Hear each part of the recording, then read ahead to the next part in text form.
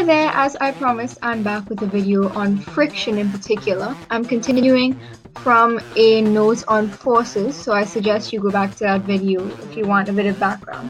But let's start now. Friction is defined as the opposing force exerted by a surface as an object moves across it, and always acts in a direction opposite to the motion of the object.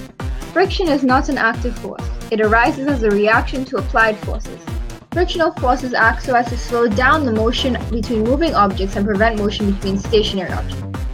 The main problem with friction is that it creates unwanted heat, which reduces the efficiency and shortens the working life of machines. It also causes parts to grind against each other, and is why oil is needed in engines.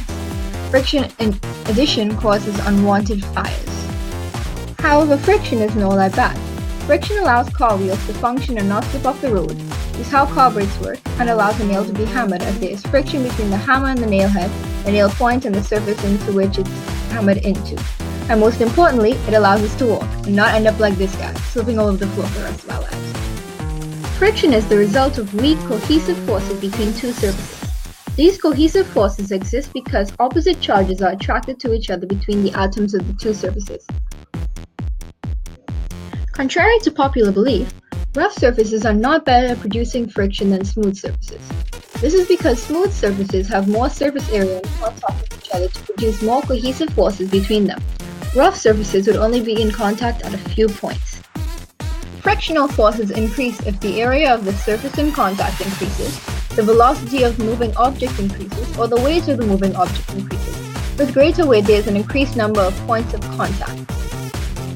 Ways of reducing friction include grease, oil, and other lubricants, rollers, wheels, and ball bearings, objects, example cars and planes with streamlined shapes, and using fluids with lower viscosities, less dense fluids.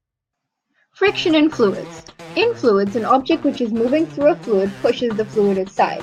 This takes energy. Some of the energy of motion is transferred to the fluid, which slows the object down. Take this fish for example. This is the direction the fish is moving in. As the fish moves, it pushes this fluid aside, and as a result, this is the direction of the friction. Friction in parachutes. Friction allows for air resistance and for a parachute to work. The action of the air molecules against the parachute provides resistance. The weight of the man or object causes him to fall down, while the frictional force on the parachute acts straight up opposite the motion of the object. And that brings us to the end of our video for today. Thank you so much for watching, and I hope you really enjoyed this video and it was very informative. I'm sorry if I stutter or anything like that. But I hope to see you again soon, and bye! Created using Powtoon.